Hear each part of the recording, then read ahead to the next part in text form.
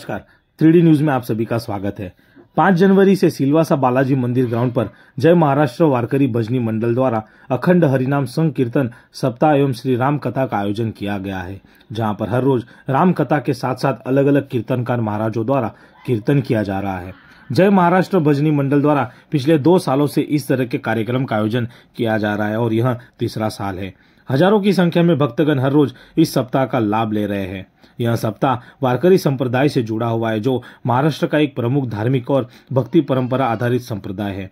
इसका उद्देश्य संतों की भक्ति करना, समाज सेवा, मूल्य आधारित जीवन जगना, नामस्मरण, सामूहिक यात्रा जैसे धार्मिक कार्य करना है और वे समाज में समानता, सहिष्णुता और भाईचारे का संदेश भी देते हैं। इस सप्ताह में हर रोज हजारों की संख्या में भक्तगण महाप्रसाद का लाभ भी ले रहे हैं। जय महाराष्ट्र वारकरी भजनी मंडल का जो आयोजन होता है, इसकी तैयारी कम से कम 4 महीना पहले शुरू होती है। तो जिसका नियोजन स्वरूप हम लोग जैसे पहले बैठक लेते हैं, तो उसमें कार्यक्रम का स्वरूप बनाया जाता है, किस तरह से कार्यक्रम का नियोजन हो। और सबसे पहले महत्व दिया जाता है कि आध्यात्मिक स्तर पे अपना कार्यक्रम जो शास्त्रों में नियम कहा गया है उसके हिसाब से, उसी तरह से और वैसे ही कार्यक्रम करने का प्रयास हम लोग करते हैं। और दूसरी बात ऐसी है ना कि शास्त्र की तरह जो शास्त्र ने नियम बताया, वही नियम के हिसाब से हम लोग कार्यक्रम का आयोजन भी करते हैं।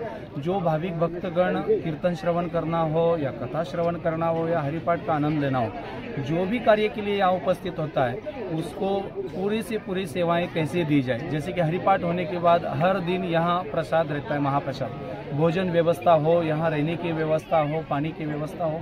तो मंडल सबसे ज़्यादा तो प्राधान्य अगर किसको देता है तो आए हुए सब भाविक भक्तों की सेवा कैसे की जाए, इसलिए ये सब नियोजन बहुत दिन पहले की शुरुआत होती है। और हमारे जय महाराष्ट्र भजनी मंडल के जो सभासद है वो दिन रात मेहनत करते हैं, हर गली में नहीं, हर सोसाइटी में नहीं, तो हर फ्लैट में जाके कार्यक्रम का पत्रक देना, उनको सब बताना कैसे कार्यक्रम का नियोजन है। और इसके फलश्रुति अगर देखा जाए तो फलस्वरूप आज देखते हैं कि मंडप जितना बनाया था पिछली बार से बढ़ा के बनाया, तो भी आज मंडप पूरा भर रहा है। तो शायद मुझे लगता है कि मंडल की जो मेहनत है, उस मेहनत का फल आज हमें सामने दिखाई दे रहा है। वारकरी संप्रदाय की परंपरा है, जो सुबह 6 बजे काकड़ आरती होती है और फिर दोपहर को 1 बजे से 4 बजे तक श्री राम कथा रामचरितमानस हिंदी में होता है। उसके बाद रहता है हरिपाठ, 5 से 6 बजे तक, 6:30 बजे तक हरिपाठ चलता है। और उसके बाद भोजन की व्यवस्था। और हर दिन जैसे वारकरी संप्रदाय का नियम है कि कीर्तन न हो तो सप्ताह नहीं माना जाता है, तो हर दिन शाम को कीर्तन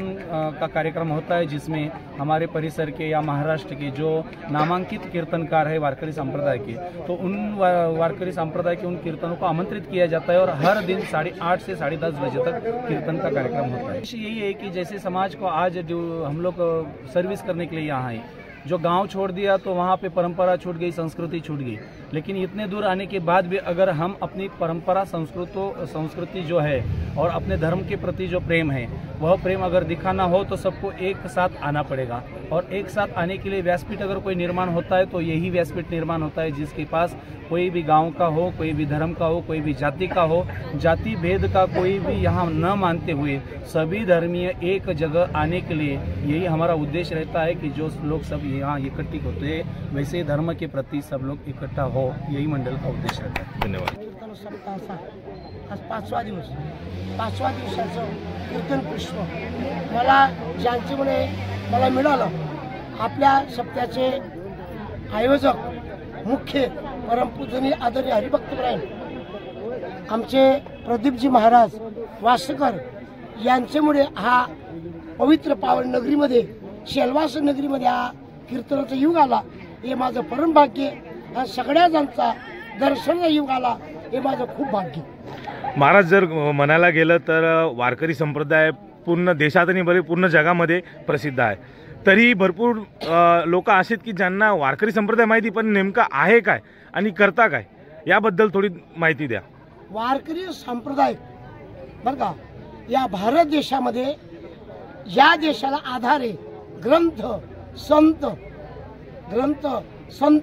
व्रत वैकल्य असा एक संप्रदाय बरं का, ज्याला ग्रंथांचा आधार आहे, तीर्थांचा आधार आहे, पुण्याचा आधार आहे, असा एक संप्रदाय फक्त वारकरी संप्रदाय जगाच्या पाठीवर। कारण तीर्थ पंढरपूर आहे, चंद्रभागा आहे, गीता ग्रंथ आहे, ज्ञानेश्वरी आहे, या वारकरी संप्रदायाला संत आहेत, ग्रंथ आहेत, तीर्थ आहेत आणि वारकरी संप्रदाय असा आहे बरं का जगाच्या पटोळीवर असा एकच संप्रदाय आहे, तो सगळ्यांना धरून चालतो, सगळ्यांना जवळ करतो, फक्त वारकरी संप्रदाय.